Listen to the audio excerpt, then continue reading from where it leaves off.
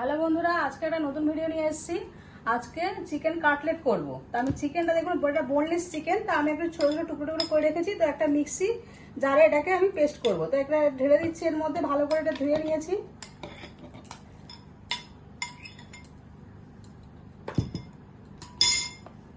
এর মধ্যে ধনে পাতা আছে, 4টে কাঁচা লঙ্কা আর একটু পেঁয়াজ রেখেছি, এটাও দিয়ে দিচ্ছি মিক্সিতে। আদা রসুন বাটা আমি 2 চামচ রেখেছি, এই চামচে 2 চামচ রেখেছি। আর একটু গোলমরিচ গুঁড়ো রেখেছি 1 চামচ মতো, এটাও দিয়ে দেবো। আর এরকম লেবু একটা রেখেছি, তো আমি এই চামচের সাহায্যে 1 চামচ মতন লেবু রস দিয়ে দিচ্ছি।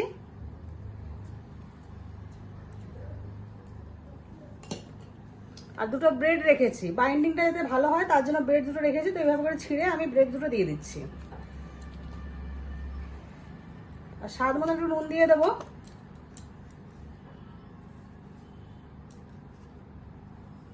তো এটা দিয়ে ভালো করে আমি এটা মিক্সিতে পেস্ট করে নিয়ে আসবো। দেখুন মিক্সিতে পেস্ট করে নিয়ে এসেছি। তো এখানে ডিম একটা ফাটিয়ে রেখেছি, আর এখানে একটা বিস্কুটও রেখেছি। তো এই ডিমের মধ্যে একটু নুন দিয়ে দেবো।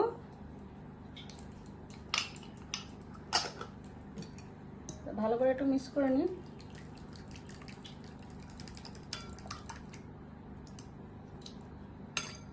তো হাতে আমি একটু তেল নিয়ে নিচ্ছি, যাতে হাতের মধ্যে কাটলেটটা করতে গিয়ে না জড়ে যায়।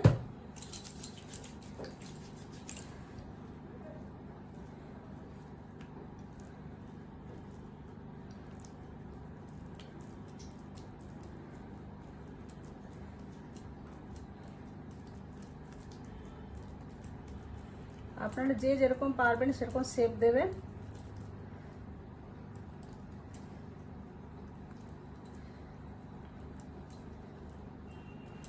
আমি কাটলেটটা এইভাবে শেপ করছি, ডিমের মতন আকারে। তো আপনারা চাইলেন ডায়মন্ড শেপও করতে পারেন।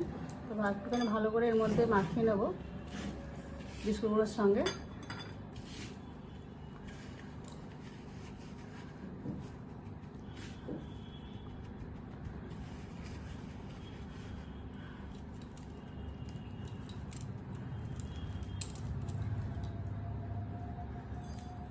তারপর ডিমের মধ্যে এটাকে চোবাবো।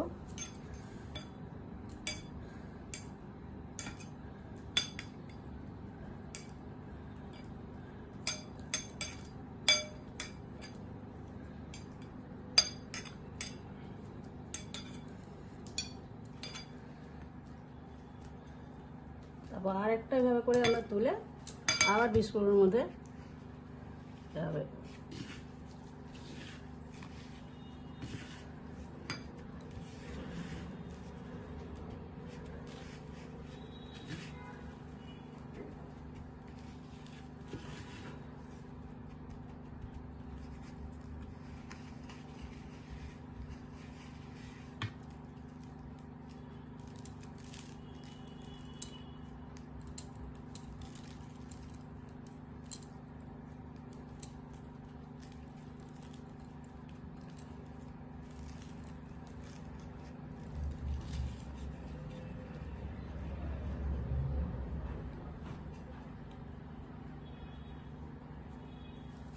এরকম হয়েছে দেখতে। তো আমি আরেকটা ছোট্ট করে দেখাবো।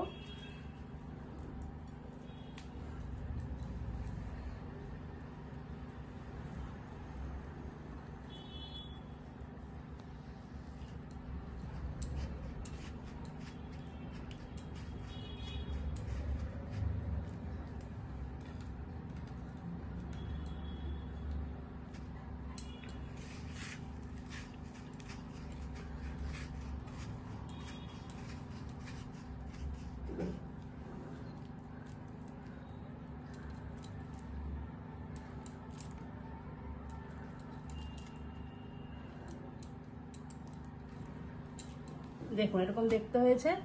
আমি এটা একটু ফ্রিজে সেট করতে 5 মিনিট সময় দেবো। দিলে একটু শক্ত হয়ে গেলে ভাজতে একটু ভালো লাগবে, নালে সঙ্গে সঙ্গে করলে তো গা থেকে এগুলো ছেড়ে যেতে পারে। তার জন্য আমি একটু 5 মিনিট রেখে তারপর ভাজবো।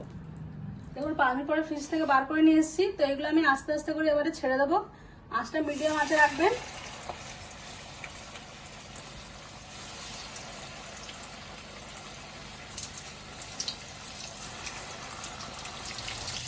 এবার আমাদের ভাজা হয়ে গেছে। তো আপনারা চাইলে একটু ফাইন প্যানে অল্প তেল দিয়ে একটু শ্যালো ফ্রাইও করতে পারেন।